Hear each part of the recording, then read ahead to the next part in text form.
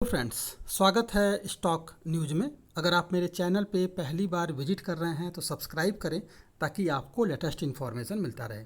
आज हम बात करेंगे मुथूट फाइनेंस के बारे में और जानने की कोशिश करेंगे कि जो आने वाला ट्रेडिंग सेशन है वो कैसा रह सकता है, या फिर शॉर्ट टर्म में शॉर्ट टर्म में लगभग 5 से 6 दिनों में भी ये स्टॉक कहाँ जाता हुआ दिखाई दे सकता है।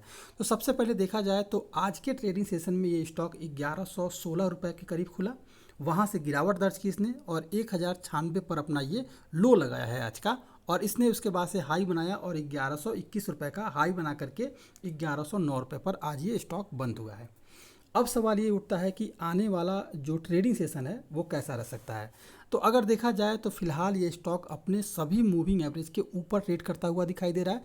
20 मूविंग एवरेज को सपोर्ट लिया हुआ है, यानी कि एक तरह से हम कह सकते हैं कि पॉजिटिव सेंटीमेंट है। अगर ये मूविंग एवरेज को अपने ब्रेक करता है तो ही इसके स्टॉक में करेक्शन देखने को मिलेगा, और लगभग ये 1092 का लेवल जो है इंट्राडे में टच करेगा। गिरावट आपको नीचे की तरफ देखने को मिलेगी।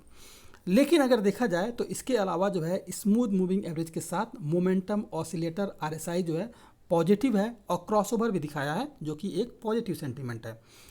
एक महीने के चार्ट पर इसके स्टॉक पर लेकर चलते हैं तो देखने में ये आ रहा है कि ये स्टॉक जो है कई बार जो है ये 1056 और 1066 के बीच, यानी कि 1056 से 1066 के बीच कई बार ट्रेड किया है और वहीं से जो है गिरावट देखने को मिली है।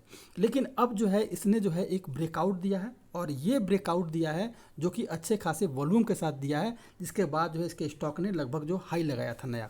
तो हम आगे कह सकते हैं इसके स्टॉक में आगे भी जो एक ब्रेकआउट दिया है, तो आज आपको हल्की फुल्की अगर प्रॉफिट बुकिंग देखने को मिली है तो उससे जो है जो गिरावट आई है उसमें कोई घबराने वाली बात नहीं है। मार्केट में एक निगेटिव सेंटिमेंट था, इसके कारण जो है आपको गिरावट देखने को मिली है, वरना सब कुछ सही है और ये स्टॉक अपने सभी मूविंग एवरेज के ऊपर भी ट्रेड करता हुआ दिखाई दे रहा है।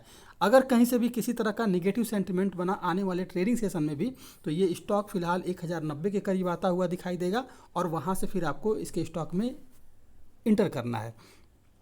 अगर पॉजिटिव सेंटिमेंट बनता है तो करंट प्राइस से खरीदारी करें। ये स्टॉक आपको इंट्रा 1143 रुपये के करीब जो है ये स्टॉक बढ़ता हुआ दिखाई दे सकता है।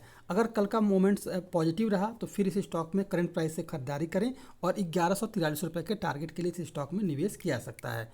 तो ये था आपका इंट्राडे। अगर हम शॉर्ट टर्म की बात करें कि शॉर्ट टर्म में हम कहाँ निवेश कर सकते हैं, तो इस स्टॉक में शॉर्ट टर्म के लिए अगर देखा जाए तो फिलहाल इस स्टॉक में आप जो है लगभग जो है जो खरीदारी करनी है, अगर मान लीजिए गिरावट आता है तो लगभग 1090 के करीब अगर ये स्टॉक मिलता है तो वहाँ खरीदारी की जा सकती है। टारगेट जो रहेगा वो लगभग 1200 का रहेगा। 1200 के टारगेट के लिए 1090 के टारगेट पे खरीदारी करें, और इसके अलावा स्टॉप लॉस जो रखना है वो लगभग 1050 रुपये का रखा सकता है। 1050 के स्टॉप लॉस के साथ 1090 पे खरीदारी करें, 1200 टारगेट रखा जा सकता है। ये था आपका मुथूट फाइनेंस। अगर आप मेरे चैनल पे पहली बार विजिट कर रहे हैं तो सब्सक्राइब करें ताकि ऐसे ही आपको लेटेस्ट इन्फॉर्मेशन मिलता रहे।